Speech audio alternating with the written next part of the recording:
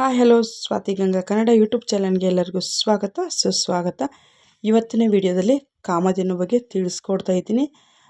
ಕಾಮಧೇನುವನ್ನು ಯಾರೆಲ್ಲ ಇಟ್ಕೊಳ್ಬೇಕಪ್ಪ ಅಂತ ಕೇಳೋದಾದರೆ ಪ್ರತಿಯೊಬ್ಬರು ಮನೆಯಲ್ಲೂ ಕಾಮಧೇನುವನ್ನು ಪೂಜಿಸಿ, ನಿಮಗೆ ತುಂಬ ಅಂದರೆ ತುಂಬ ಒಳ್ಳೆಯದಾಗುತ್ತೆ. ಬನ್ನಿ ಇವಾಗ ಯಾವ ದಿಕ್ಕಿನಲ್ಲಿಟ್ಟರೆ ನಮಗೆ ಪ್ರತಿಫಲಗಳು ಜಾಸ್ತಿ, ಮತ್ತು ಹೇಗೆ ನಾವು ಪೂಜೆಯನ್ನು ಮಾಡಬೇಕು, ಯಾವ ಒಂದು ಲೋಹದಲ್ಲಿ ತರಬೇಕು, ಫೋಟೋ ಇಕ್ಕಬೇಕಾ ವಿಗ್ರಹ ಇಡಬೇಕಾ ಅನ್ನೋವಂಥವ್ರಿಗೆಲ್ಲರಿಗೂ ಈ ವಿಡಿಯೋದಲ್ಲಿ ಕಂಪ್ಲೀಟ್ ಆಗಿರೋವಂಥ ಮಾಹಿತಿನ ಕೊಡ್ತೀನಿ. ಆದರೆ ಪ್ರತಿಯೊಬ್ಬರು ಕಾಮಧೇನುವನ್ನು ಪೂಜೆ ಮಾಡಬೇಕು. ನಮಗೆ ಏನೇನೆಲ್ಲ ಒಂದು ಫಲಗಳು, ಏನೆಲ್ಲ ಒಂದು ಅದೃಷ್ಟ ಅನ್ನೋವಂಥದ್ದು ಬರುತ್ತೆ ಅನ್ನೋದನ್ನು ಖಂಡಿತವಾಗ್ಲೂ ತಿಳಿಸ್ಕೊಡ್ತೀನಿ. ವಿಡಿಯೋ ಇಷ್ಟ ಆದರೆ ಲೈಕ್ ಮಾಡಿ, ಶೇರ್ ಮಾಡಿ, ಸಬ್ಸ್ಕ್ರೈಬ್ ಮಾಡಿಕೊಂಡು ಸ್ವಾತಿ ಗಂಗಾ ಕನ್ನಡ ಯೂಟ್ಯೂಬ್ ಚಾನಲ್ಗೆ ಎಲ್ಲರೂ ಸಪೋರ್ಟ್ ಮಾಡಿ ಅಂತ ಕೇಳ್ಕೊಳ್ತೀನಿ. ಬನ್ನಿ ಇವಾಗ ವಿಡಿಯೋನ ಸ್ಟಾರ್ಟ್ ಮಾಡ್ಕೊಳ್ಳೋಣ. ನಾವು ಮೊದಲಿಗೆ ಯಾವ ರೀತಿ ವಿಗ್ರಹವನ್ನು ಇಟ್ಕೊಳ್ಬೇಕು ಅನ್ನೋದನ್ನು ತಿಳಿಸ್ಕೊಡ್ತೀನಿ. ನೋಡಿ, ವಿಗ್ರಹ ಬರೋದಾದರೆ ಇವಾಗ ಹಸು ಬಂದು ನಮ್ಮ ಮನೆಯ ಒಂದು ಮೇನ್ ಡೋರನ್ನು ನೋಡ್ತಾ ಇರಬೇಕು. ನಾನೇನು ನಿಮಗೆ ಇಲ್ಲಿ ವಿಡಿಯೋದಲ್ಲಿ ತೋರಿಸ್ತಾ ಇದ್ದೀನೋ ಖಂಡಿತವಾಗ್ಲೂ ಇದೇ ರೀತಿಯಲ್ಲಿ ಇರಬೇಕು. ನೀವು ಹಿತ್ತಾಳೆನಲ್ಲಿ ತೊಗೊಳ್ತೀರಾ, ತಾಮ್ರದಲ್ಲಿ ತೊಗೊಳ್ತೀರಾ, ಪಂಚಲೋಹದಲ್ಲಿ ತೆಗೆದುಕೊಳ್ತೀರಾ, ಬೆಳ್ಳಿನಲ್ಲಿ ತೆಗೆದುಕೊಳ್ತೀರಾ, ಅದು ನಿಮ್ಮ ಶಕ್ತಿ ಅನುಸಾರವಾಗಿ ಬಿಟ್ಟಿರುವಂಥದ್ದು. ಇಲ್ಲ ನೀವು ಫೋಟೋವನ್ನು ಇಟ್ಕೊಳ್ತೀರಾ, ಅದು ನಿಮಗೆ ಯಾವ ರೀತಿ ಸಾಧ್ಯ ಇದೆಯೋ ಆ ರೀತಿಯಲ್ಲಿ ನೀವು ಕಾಮಧೇನು ಫೋಟೋವನ್ನು ಪ್ರತಿಯೊಬ್ಬರು ಮನೆಯಲ್ಲಿ ಇಟ್ಕೊಳ್ಳಿ ಅಂತೇಳಿ ಹೇಳ್ತೀನಿ. ನೋಡಿ, ಕಾಮಧೇನು ಬಂದು ಮೇನ್ ಡೋರನ್ನು ನೋಡ್ತಾ ಇರಬೇಕು.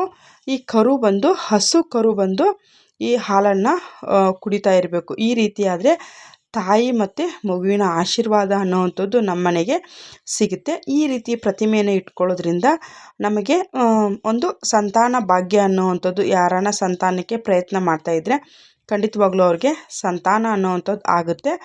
ಮತ್ತು ಇನ್ನೊಂದೇನಪ್ಪ ಅಂದರೆ, ಈ ರೀತಿ ಹಸು ಕರು ಇಟ್ಟೋದ್ರಿಂದ ನಮ್ಮ ಮನೆಗೆ ಒಂದು ಅದೃಷ್ಟ ಬರುತ್ತೆ ಅಂತಲೇ ಹೇಳಬಹುದು. ಈ ಒಂದು ಕಾಮಧೇನುವನ್ನು ಪೂಜೆಯನ್ನು ಮಾಡೋದ್ರಿಂದ ನಾವು 300 ಮುಕ್ಕೋಟಿ ದೇವರನ್ನು ನಾವು ಆರಾಧನೆ ಮಾಡಿರೋ ರೀತಿಯಲ್ಲಿ ಆಗುತ್ತೆ. ಫೋಟೋ ನಿಮಗೆ ಕಾಮಧೇನು ಬರೀ ಫೋಟೋ ಮಾತ್ರ ಸಿಕ್ಕಿದ್ರೆ ಫೋಟೋನೇ ಎತ್ಕೊಳ್ಳಿ. ವಿಗ್ರಹ ನಿಮಗೆ ತಗೊಳ್ಳೋದಕ್ಕೆ ಅದೇ ನಮಗೆ ಚಿಕ್ಕದು ದೊಡ್ಡದು ನಿಮಗೆ ಶಕ್ತಿ ಅನುಸಾರವಾಗಿ ತೆಗೆದುಕೊಳ್ಳಿ. ಚಿಕ್ಕದನ್ನು ತೆಗೆದುಕೊಳ್ಳಿ, ದೊಡ್ಡದನ್ನು ತೆಗೆದುಕೊಳ್ಳಿ. ನಿಮ್ಮ ಮನೆಯಲ್ಲಿ ಯಾವ ರೀತಿ ಇಡೋದಕ್ಕೆ ಪ್ಲೇಸ್ ಇದೆಯೋ ಆ ರೀತಿಯಲ್ಲಿ ತಗೊಳ್ಕೊಳ್ಬೋದು. ಮತ್ತು ಇನ್ನೊಂದು ಏನಪ್ಪ ಅಂದರೆ, ಯಾವ ದಿಕ್ಕಿನಲ್ಲಿ ಇಡಬೇಕು ಅನ್ನೋದನ್ನು ಕೂಡ ನಾನು ಖಂಡಿತವಾಗ್ಲೂ ತಿಳಿಸ್ಕೊಡ್ತೀನಿ. ನೀವು ದೇವ್ರ ಮನೆಯಲ್ಲೂ ಸಹ ಇಟ್ಟು ಇದನ್ನು ಪೂಜೆಯನ್ನು ಮಾಡಬಹುದು. ಮತ್ತು ಇನ್ನೊಂದು, ನೀವು ಹಾಲು ಲಿವಿಂಗ್ ಏರಿಯಾದಲ್ಲಿ ಕೂಡ ಇಡಬಹುದು. ಮತ್ತು ನೀವು ಪ್ರತ್ಯೇಕವಾಗಿ ಯಾವ ದಿಕ್ಕಿನಲ್ಲಿ ಇಡಬೇಕಪ್ಪ ಅಂತಂದರೆ, ನೀವು ಪೂರ್ವ ಮತ್ತು ಉತ್ತರದ ಮಧ್ಯಭಾಗ ಬರುತ್ತಲ್ವಾ, ನಾವೇನು ದೇವಗಣ ಮೂಲೆ ಅಂತ ಏನು ಕರಿತೀವೋ ಆ ಒಂದು ಮೂಲೆಯಲ್ಲಿಟ್ಟಿದ್ರೆ ತುಂಬ ಅಂದರೆ ತುಂಬ ಒಳ್ಳೆಯದು. ಇಲ್ಲ ನಮ್ಮ ಮನೆಯಲ್ಲಿ ಆ ರೀತಿ ಜಾಗ ಇಲ್ಲ, ಪ್ಲೇಸ್ ಇಲ್ಲ, ನಾವೇನು ಮಾಡಬೇಕು ಅಂದರೆ ತೊಂದರೆ ಇಲ್ಲ. ನಿಮ್ಮ ಮನೆಯ ಒಂದು ಹಾಲ್ ಏನು ಬರುತ್ತಲ್ವಾ, ಹಾಲಿನಲ್ಲಿ ನಿಮ್ಮ ಮನೆಯ ಒಂದು ಮೇನ್ ಡೋರನ್ನು ನೋಡ್ತಾ ಇರಬೇಕು.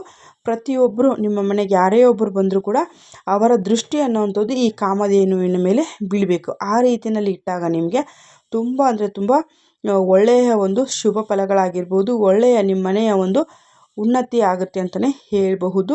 ಈ ಕಾಮಧೇನುವನ್ನು ನಾವು ಮನೆಗಿಡೋದ್ರಿಂದ ಮನೆಗೆ ಯಾವುದೇ ರೀತಿಯ ಒಂದು ದೃಷ್ಟಿ ಅನ್ನುವಂಥದ್ದು ತಗಲೋದಿಲ್ಲ. ಎಲ್ಲರೂ ಕಾಮಧೇನುವನ್ನು ನೋಡಿ ದೃಷ್ಟಿ ಬೀಳೋಕ್ಕಿಂತ ಕೈ ಮುಗಿಯೋರೇ ಜಾಸ್ತಿ ಇರ್ತಾರೆ. ಹಾಗಾಗಿ ಈ ಒಂದು ಕಾಮಧೇನು ಹಣೆಯಿಂದ ಹಿಡಿದು ಬಾಲದವರೆಗೂ ಕೂಡ ದೇವರುಗಳು ನೆಲೆಸಿದ್ದಾರೆ ಅಂತಲೇ ಹೇಳಬಹುದು. ನೀವು ಫೋಟೋ ತೆಗೆದುಕೊಳ್ಳೋದಾದರೆ ಈ ರೀತಿ ಬ್ರಹ್ಮ, ವಿಷ್ಣು, ಪರಮೇಶ್ವರ ಮತ್ತು ಸೈಡಲ್ಲಿ ಕರು ಮಲ್ಕೊಂಡಿರುವಂಥದ್ದು, ಶಿವಲಿಂಗಕ್ಕೆ ಹಾಲು ಎರಿತಾ ಇರೋ ರೀತಿಯಲ್ಲಿ ನೀವು ಇದನ್ನು ಸಹ ನೀವು ತೆಗೆದುಕೊಳ್ಬಹುದು. ಇಲ್ಲ ಸಿಂಗಲ್ಲಾಗಿ ಹಸು ಕರುವಿಗೆ ಹಾಲು ಉಣಿಸೋ ಥರನೂ ತಗೊಳ್ಬಹುದು. ಅದೇ ಕರು ನಮಗೆ ಹಾಲು ಉಣಿಸೋ ಥರನೇ ಇರಲಿ, ಹಸುವಿನ ಮೂತಿ ಅನ್ನುವಂಥದ್ದು ನಮ್ಮ ಮನೆಯ ಮೇನ್ ಡೋರನ್ನು ನೋಡ್ತಾ ಇರಬೇಕು. ಇದನ್ನು ಮಾತ್ರ ನೀವು ಒಂದು ನೋಡಿಬಿಟ್ಟು ತೆಗೆದುಕೊಳ್ಬಹುದು. ಮತ್ತು ನೀವು ಶೋಕೇಸಲ್ಲಿ ಸಹ ಇಡಬಹುದು, ನೀವು ಹಾಲಲ್ಲಿ ಸಹ ಇಡಬಹುದು. ಆದರೆ ಮನೆಯ ನೀವು ಮೇನ್ ಏನು ಹಾಲು ಎಲ್ಲ ಜನ ಬಂದರೂ ಅದ್ರ ಮೇಲೆ ದೃಷ್ಟಿ ಬೀಳೋ ಥರನೇ ನೀವು ನೋಡಿಕೊಂಡು ಆ ರೀತಿ ಒಂದು ವಿಗ್ರಹವನ್ನು ಇಟ್ಕೊಳ್ಳಿ. ಇದನ್ನು ನಮಗೆ ಇಡೋದ್ರಿಂದ ನಮ್ಮ ಮನೆಗೆ ಒಂದು ರೀತಿ ಪಾಸಿಟಿವ್ ವೈಬ್ರೇಷನ್ ಅನ್ನೋದಿರುತ್ತೆ.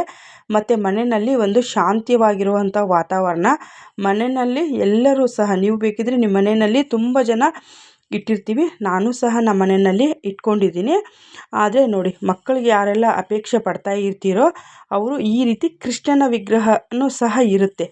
ಈ ಥರದ್ದನ್ನು ನೀವು ಇಡಿ. ಇದು ಕೂಡ ನಿಮಗೆ ಬೇಗ ಸಂತಾನ ಆಗೋದಕ್ಕೆ ಸಹಾಯ ಅನ್ನುವಂಥದ್ದು ಮಾಡುತ್ತೆ.